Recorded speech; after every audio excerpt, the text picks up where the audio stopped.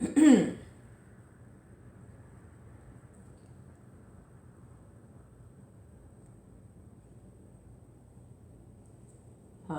Krishna, Hare Krishna, Krishna Krishna, Hare Hare, Hare Rama, Hare Rama, Rama Rama, Hare Hare.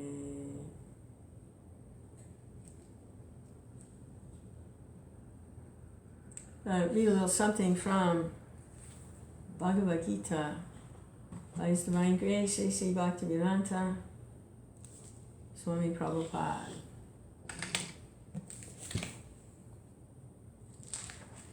Transcendental knowledge.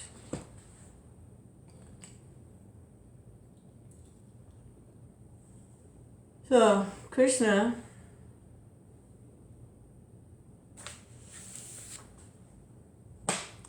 has put Arjuna into ignorance. Arjuna, he's always a friend of Krishna. So why does he do that?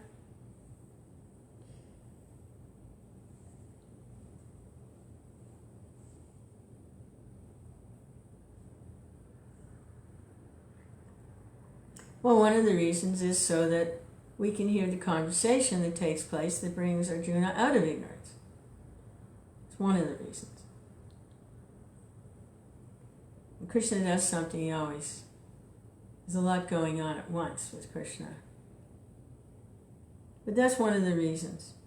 And by studying the conversation, we're engaging our intelligence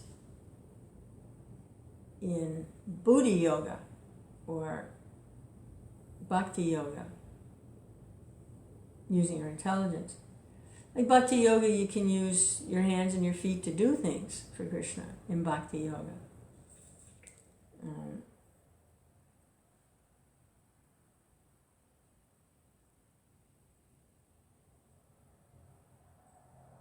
You can worship the deities in bhakti yoga.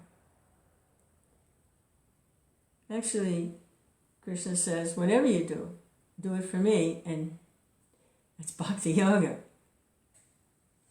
So here, hearing the conversation is buddhi yoga. It's a part of bhakti yoga, by using the intelligence.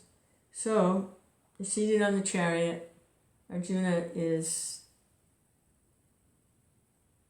caught in identifying with the material body, family relations, and identifying with them very strongly, and he doesn't want to fight because they're all on the other side, and there's a war that needs to take place. So Krishna is speaking, it's a very difficult situation. And Krishna is speaking nature of the soul, different ways that people practice transcendence. There's a lot of knowledge in Bhagavad Gita. The conclusion is to surrender to Krishna in devotion. So this is the second chapter, and it's text 47.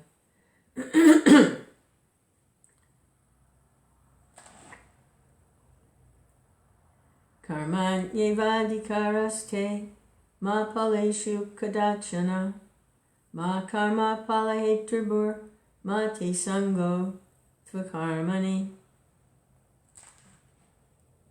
Anyway, you have a right to perform your prescribed duty, but you are not entitled to the fruits of action. Never consider yourself to be the cause of the results of your activities, and never be attached to not doing your duty.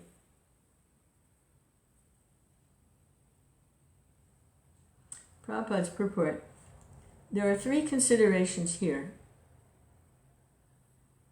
prescribed duties, capricious work, and inaction. So capricious work, I don't know what that word means, but by the usage, it would indicate kind of frivolous activity or doing things that you really probably shouldn't be doing.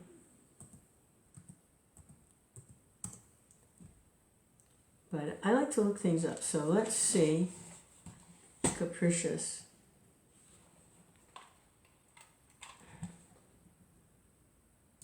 Hare Krishna, Hare Krishna.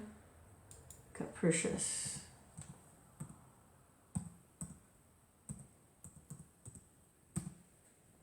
Meaning of capricious.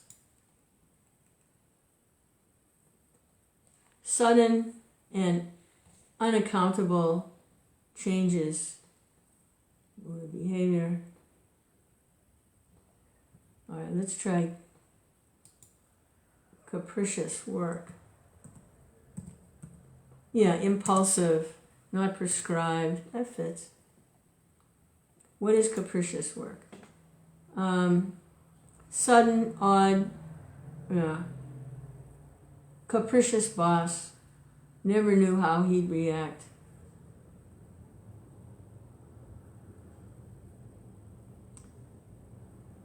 Okay, so kind of like out there. Just out of the blue. Activities out of the blue. Not prescribed, just kind of whimsical. That's what I kind of thought it meant. Okay, 3 considerations here. Prescribed duties, capricious work, frivolous, and inaction. Well, it kind of looks like it fits with the modes of nature, doesn't it? Prescribed work would be mode of goodness, whimsical according to the senses and spur of the moment, kind of passionate, and inaction, ignorance. Kind of looks like they fit. Prescribed duties refer to activities performed while one is in the modes of nature. Capricious work means action without sanction of authority. And inaction means not performing one's prescribed duties. The Lord advised that Arjuna not be inactive, but that he perform prescribed duty, but don't be attached to the result. One who is attached to the result of work is also the cause of the action. Thus he is the enjoyer or sufferer of the result of such actions. As far as prescribed duties are concerned, they can be fitted into 3 subdivisions: routine work, emergency work, and desired activities. Routine work, in terms of scriptural injunctions, is done without desire for results. Okay, according to the scripture, do your duty. One has to do it. Obligatory work is action in the mode of goodness. Work with results becomes the cause of bondage. Therefore, such work is not auspicious. Everyone has his proprietary right in regard to prescribed duties, but should act without attachment to the result. Such disinterested, obligatory duties doubtlessly lead one to the path of liberation. Arjuna was therefore advised by the Lord to fight as a matter of duty without attachment to the result. His non-participation in the battle is another side of attachment. Such attachment never leads one to the path of salvation. Yeah, it simply would have been reaction. Instead of acting in the course of duty, he would be reacting by avoiding the course of duty. So it's just the other side of the same coin. It's just attachment.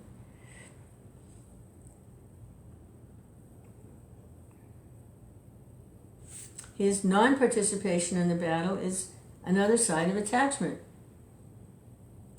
Such attachment never leads one to the path of salvation. Any attachment, positive or negative, is cause for bondage. Inaction is sinful. Therefore, fighting as a matter of duty was the only auspicious path of salvation for Arjuna.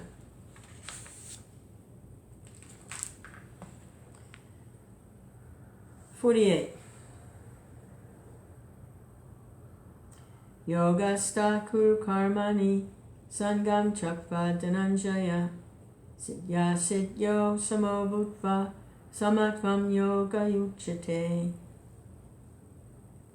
Be steadfast in yoga, O Arjuna. Perform your duty and abandon all attachment to success or failure. Such evenness of mind is called yoga. Perform your duty, abandon all attachment to success or failure.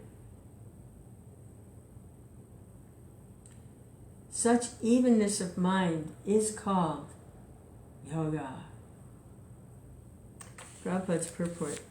Krishna tells Arjuna he should act in yoga.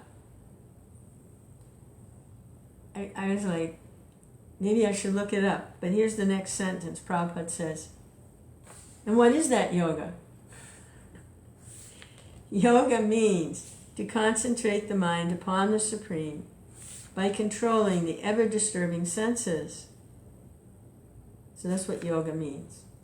Concentrate the mind upon the Supreme by controlling the ever-disturbing senses. And who is the Supreme? The Supreme is the Lord. And because he himself is telling Arjuna to fight, Arjuna has nothing to do with the results of the fight. Gain or victory are Krishna's concern. Arjuna is simply advised to act according to the dictation of Krishna. The following of Krishna's dictation is real yoga.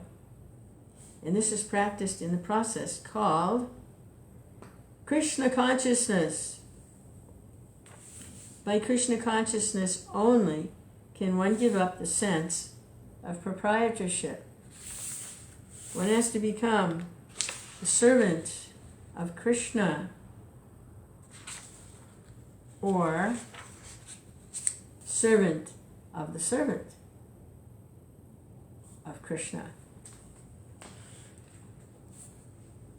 That is the way to discharge duty in Krishna consciousness, which alone can help one to act in yoga. Arjuna is a Kshatriya, and as such, he is participating in Varnashram Dharma institution. It is said in the Vishnu Purana that in the Varnashram Dharma, the whole aim is to satisfy Vishnu. No one should satisfy himself, as is the rule of the material world. But one should satisfy Krishna.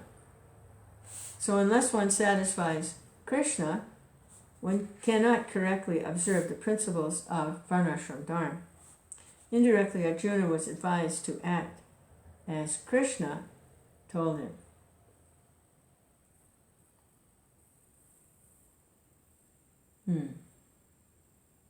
Hare Krishna, Krishna Krishna. Text 49. Durena yavaram karma buddhi yoga dhananjaya buddho saranam amicha kripana phaleṣu.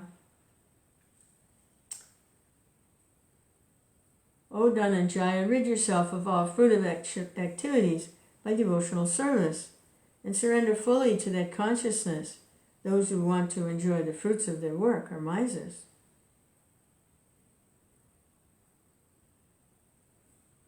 Prabhupada says, one who has actually come to understand one's constitutional position as the eternal servitor of the Lord gives up all engagements save or except from working in Krishna consciousness.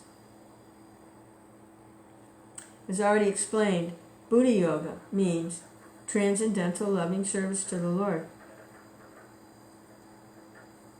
Such devotional service is the right course of action for the living entity. So by studying this conversation is buddhi yoga. Buddhi means intelligence. Using the intelligence to understand this conversation between Krishna and Arjuna is buddhi yoga, which means transcendental loving service to the Lord. Such devotional service is the right course of action for a living entity.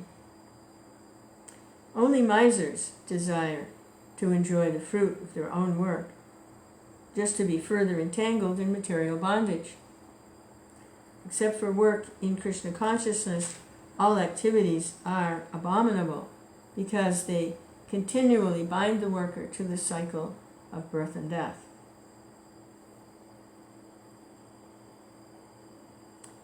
It's interesting, inactivity, that's kind of like what the impersonalist is meditating on, is inactivity, no devotional service, no material activity, and no devotional activity. So they're meditating basically on inactivity, which Krishna says is sinful. They attain the Brahmajyoti, or they exist without any activity at all, and they just exist.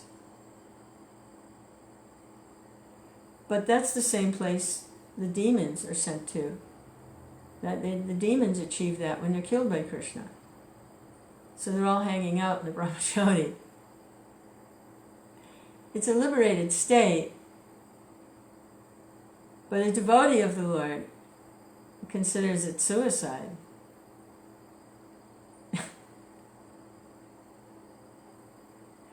They want activity in Krishna consciousness. Hare Krishna, Hare Krishna. Except for work in Krishna consciousness, all activities are abominable because they continually bind the worker to the cycle of birth and death. Yeah, why? Because they're striving to enjoy the result. And they either get to enjoy the result or suffer the result, and it just entangles more and more in material activity, birth after birth, life after life, and the pleasure obtained is so meager and unsatisfying, and the suffering is so intense. Hare Krishna. One, therefore, should never desire to be the cause of work. Everything should be done in Krishna consciousness for the satisfaction of Krishna. Misers do not know how to utilize the assets of riches which they acquire by good fortune or by hard labor. One should spend all energies working in Krishna consciousness, and that will make one's life successful.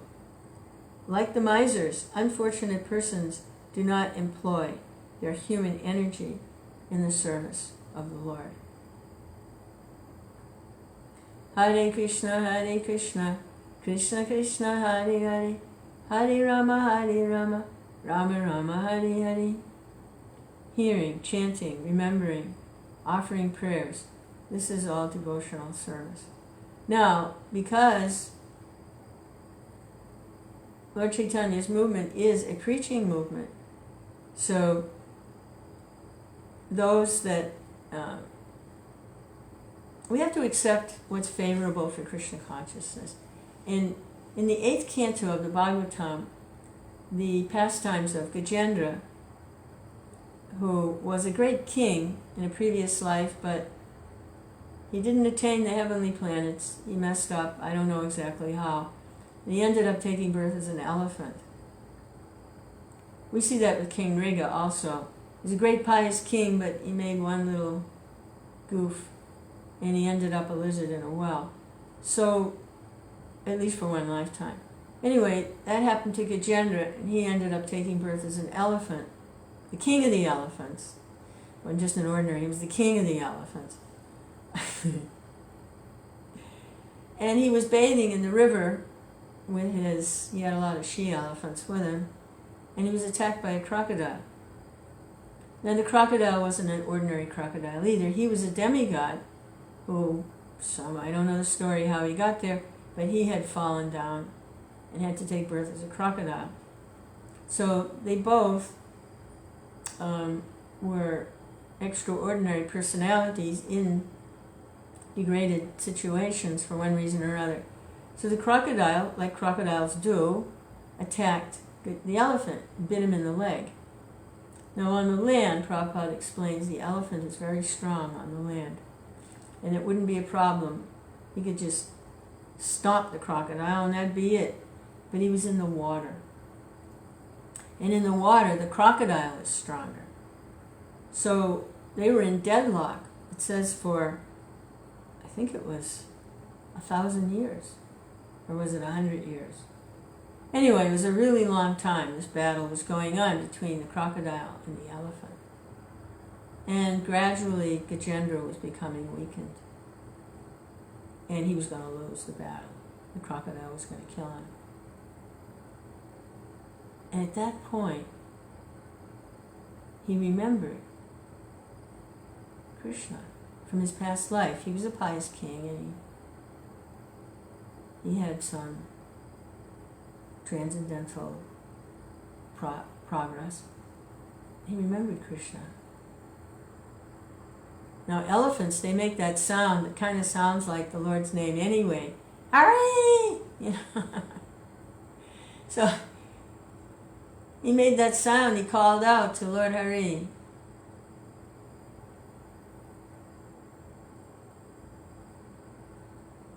His elephant vocal cords were well suited for that. Hari!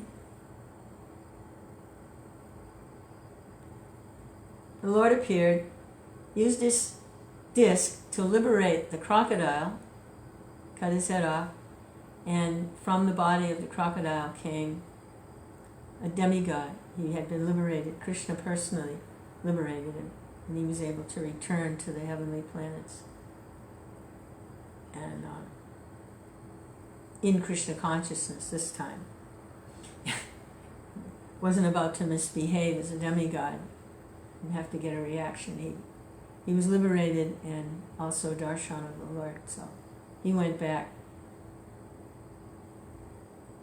in Krishna consciousness to his post as a demigod.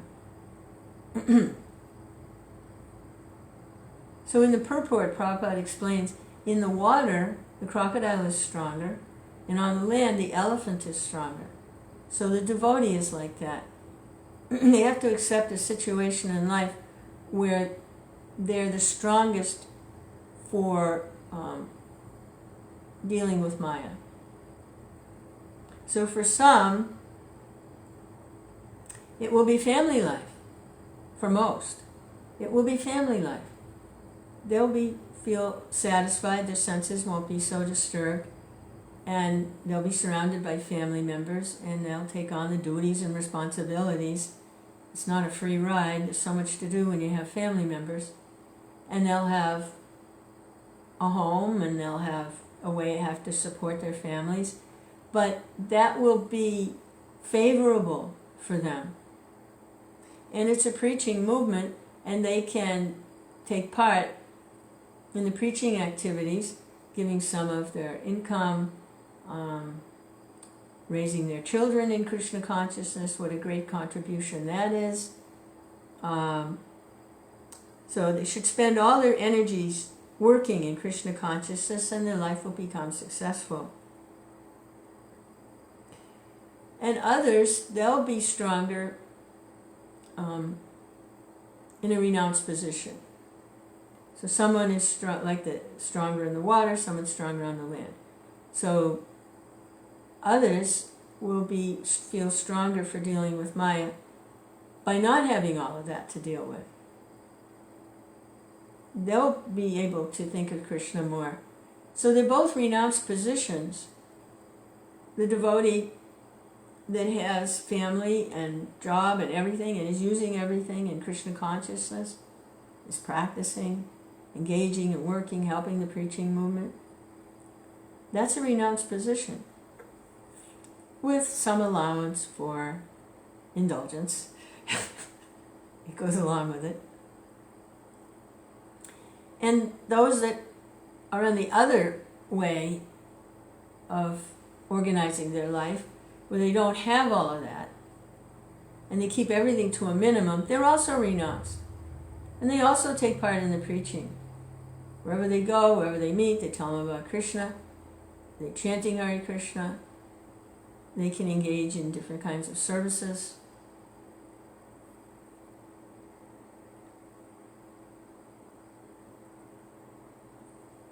Hare Krishna, Krishna Krishna, Hare Hare, Hare Rama, Hare.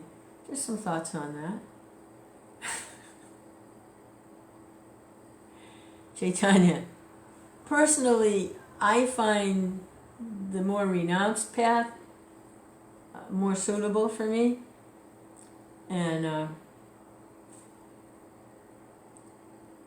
like one devotee who's very much involved in family life said to me one time, they said, "Boy, I'm so envious. You can actually complete a thought without being interrupted." That has its pros and cons. You have to direct your thoughts to Krishna, then you're okay. But each one has its benefits and its drawbacks.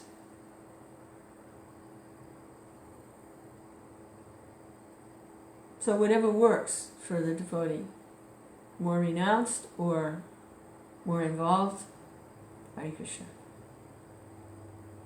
When it's for Krishna, it's renounced. Like I know a wonderful household couple, they've been married for years and years and years, and they have children, and they're very renounced. They live like brahmacharini and brahmachari. I mean, their house is a temple. Actually, I know several devotees like that. They're very careful, and it's really nice. It's a very renounced atmosphere, and yet they're husband and wife. Very nice. That's a really, really sweet spot to be in. Hare Krishna, Hare Krishna, Krishna Krishna, whatever works.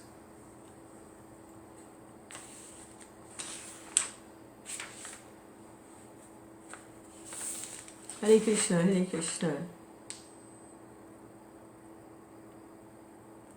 So this whole section is about fruits of action, performing duties, and there's a couple more verses in this section about renouncing the fruits of action. So text 50, Buddhi yukto jahatita ube sukrita duskrite tasmad yogaya yugyasva yoga karmasu kaushalam. A man engaged in devotional service rids himself of both good and bad actions, even in this life. Therefore, strive for yoga, O Arjuna, which is the art of all work. Prabhupada says, since time immemorial, each living entity has accumulated the various reactions of his good and bad work. As such, he is continuously ignorant of his real constitutional position. We're getting, from previous lifetimes, we're still getting reactions. It said that Dhritarashtra, he didn't get his reaction for his cruelty. He was a tyrannical king, and he did some really horrible things just out of some perverted, disgusting sense pleasure, torturing animals, basically, which other things, who knows what that tyrannical king did. But it took 50 lifetimes for him to get a reaction, and that's who Dhritarashtra took birth as Dhritarashtra, so he could get a reaction. But Krishna is so kind, so merciful. I think that tyrannical king, although he did some really horrible things, there's a reason why he took birth as Dhritarashtra and was liberated. He became liberated toward the end of his life because Krishna was present. So that terrible, horrible, tyrannical monster, really perverted, disgusting abuser, he must have done something. Must have pleased a great sage somewhere along the line, or done something auspicious amidst all his gross, nasty stuff. He must have done something to take birth as Dhritarashtra. Well, wait a minute, it was 50 lifetimes before he got his reaction. Maybe somewhere along the line in those 50 lifetimes, he came across the path of a great devotee, and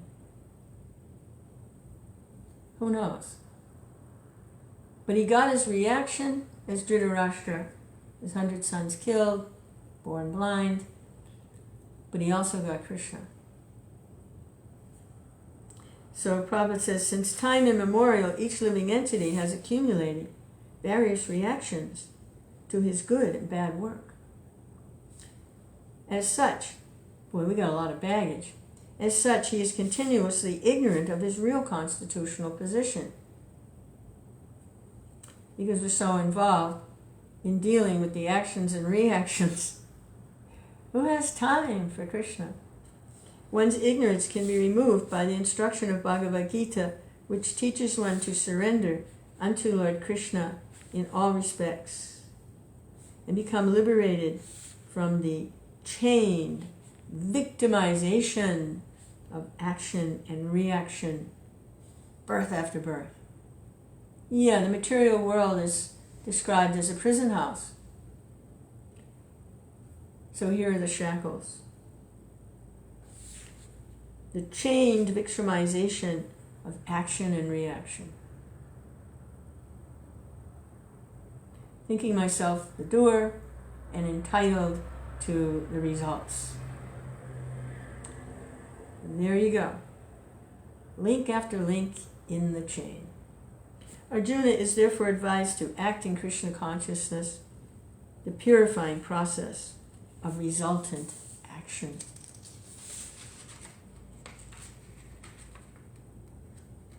A man engaged in devotional service rids himself of both good and bad actions, even in this life. Strive for yoga, O Arjuna, which is the art of all work. And then the last verse in this little pep talk here, Krishna is giving Arjuna. Karma-jam buddhi yukta hi palam chakva manishina janma bandha vinirmukta padam gachan yananmayam. The wise, engaged in devotional service, take refuge in the Lord and free themselves from the cycle of birth and death by renouncing the fruits of action in the material world. In this way, they can attain that state beyond all miseries. And that's interesting because the Lord is speaking, and he's saying, is like a third person, they take refuge in the Lord, like he's over there somewhere. So I wonder, looking at the word for word, how do they get that out of this?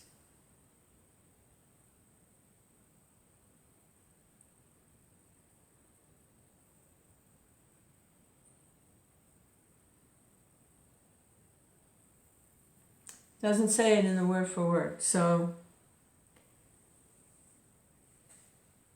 it's interesting. Sometimes the editors,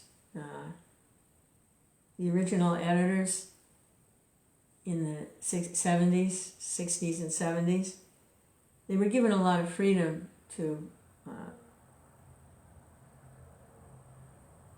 do these translations. They're approved by Prabhupada. But sometimes there's something that's kind of like, huh? So for me, this is kind of like, huh? Krishna is speaking and he says, take refuge in the Lord. Why didn't he say, take refuge in me? Well, because that wasn't his relationship with Arjuna, I think. Maybe it would have.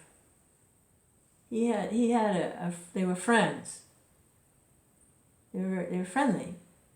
And Arjuna is taking, he knows Krishna is the Supreme Being. Maybe it would have put a kink in the intimacy of the conversation. Like all of a sudden, I'm the Lord, you know. So maybe like that. Anyway, it's interesting. Krishna is speaking and he says they take refuge in the Lord. Prabhupada's purport. The liberated living entities seek that place where there are no material miseries. Bhagavatam says, some Sanskrit here. Oh, it's a kind of famous verse. Bhagavatam 10, 1458. Samasritaye padapalava plavam mahat padam punya yasomarare bhavam buddhir vatsa padam param padam yad vipadam natesham. I wonder who was speaking that to who in the Bhagavatam. Anyway, Prabhupada quotes it here. For one who has accepted the boat of the lotus feet of the Lord, who is the shelter of the cosmic manifestation, and is famous as Mukunda, or the giver of mukti, the ocean of material world is like the water contained in a calf's hoof print. Parampadam, or the place where there are no material miseries, or Vaikuntha, is his goal, not the place where there is danger in every step. Okay, I can't resist it. I gotta see who is speaking that to who. It's in the 10th canto.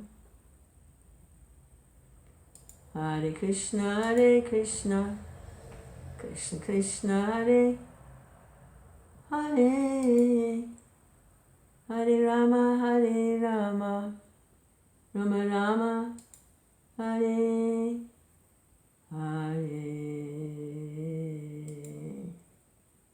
10th canto, text, verse 14, chapter 14. Uh-oh. There isn't any 14. We got a problem here. 10th canto, chapter 14, text 58.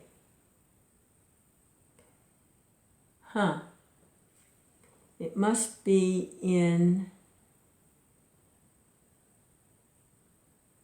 Prabhupada's quoting it, but it wasn't... Prabhupada left before he could do text 14. Chapter 14. So it must be in the ones that Hridayananda Maharaj translated. Of course, Prabhupada had access to the original Bhagavatams. He wasn't referring to the one Hridayananda translated, which I haven't had a chance to read yet. But that's where it's in, chapter 14. And Prabhupada left. The last chapter he did was chapter 13. But he would quote this verse very often. For one who has accepted the boat of the lotus feet of the Lord, who is the shelter of the cosmic manifestation, and is famous as Mukunda, or the giver of mukti. The ocean of the material world is like water contained in a calf's hoof print. Parampadam, or the place where there are no material miseries, or Vaikuntha, is his goal, not the place where there is danger in every step of life. Parampadam. Sounds like the drummer boy in the Christmas Carol. Ram-a-dum-dum. Param-padam. Owing to ignorance, one does not know this material world is a miserable place where there are dangers at every step. Out of ignorance only, less intelligent persons try to adjust to the situation by fruitive activities, thinking that resultant actions will make them happy. Yeah, if we could just fix this, then it'll be okay. If we could just fix that. I remember hearing a nice illustration of how that works. There's a dog, and he's resting under the car in a very hot day because it's shady under there. So he's using his intelligence. It's shady, he's resting under the car. But he's under the front end of the car, and there is oil dripping on it. There's a leak, and there's oil dripping on him. So what to do? Moves to the back of the car. There we go. Solved the problem. So that's the material fruitive mentality.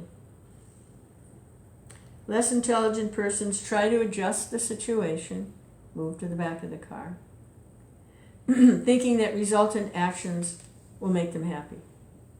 But the problem is, he's still a dog under a car. He didn't really solve anything.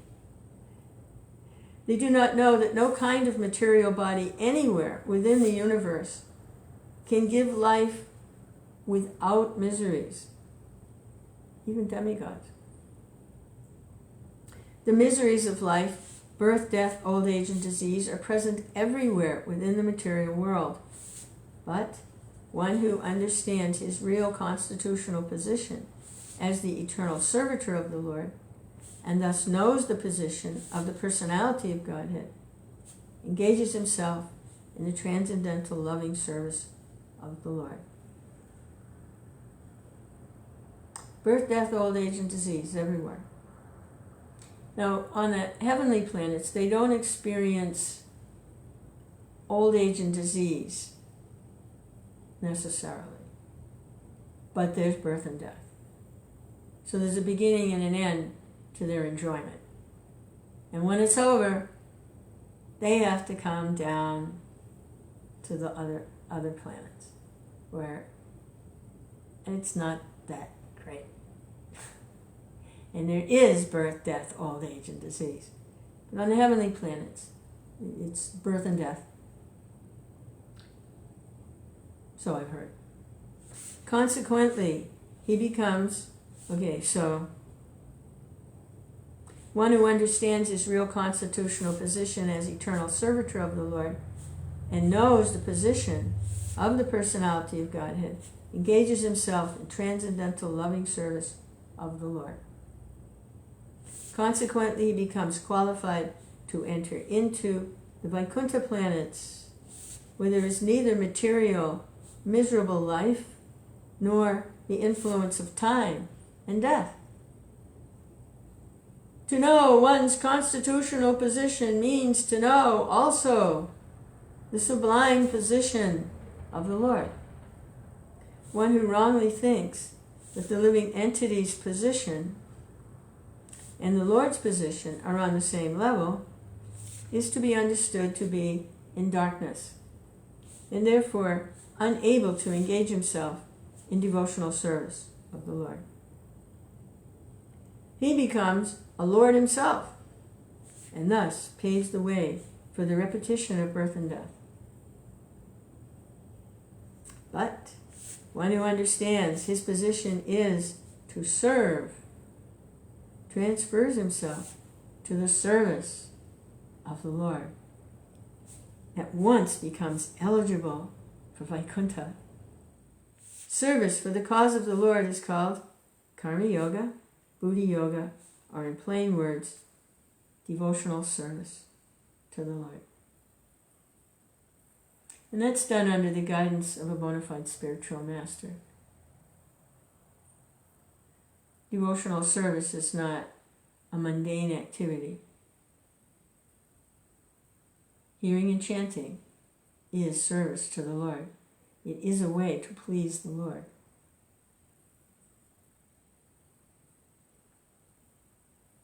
It's not that he just wants cauliflower pakoras and plastic beads. He wants the love and devotion, and that can be expressed by deity worship. It can be expressed by hearing and chanting. It can be expressed by carrying out his orders. But it's done under the guidance of a bona fide, authorized representative of the Lord. Hare Krishna, Krishna Krishna, Hare Hare. Hare Rama, Rama Rama, Hare Hare.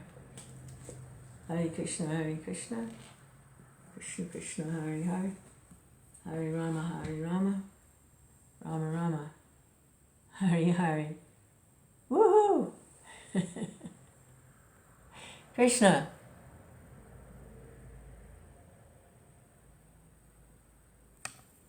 Hare Krishna, Krishna